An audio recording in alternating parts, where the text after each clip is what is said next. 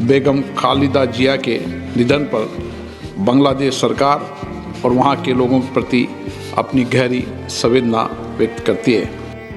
বাংলাদেশের সাবেক প্রধানমন্ত্রী বেগম খালেদা জিয়াকে শ্রদ্ধা জানিয়েছে ভারতের সংসদ।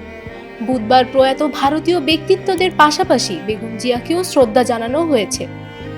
এ সময় সংসদে উপস্থিত ছিলেন ভারতে নিযুক্ত বাংলাদেশের হাই কমিশনার রিয়াজ হামিদুল্লাহ।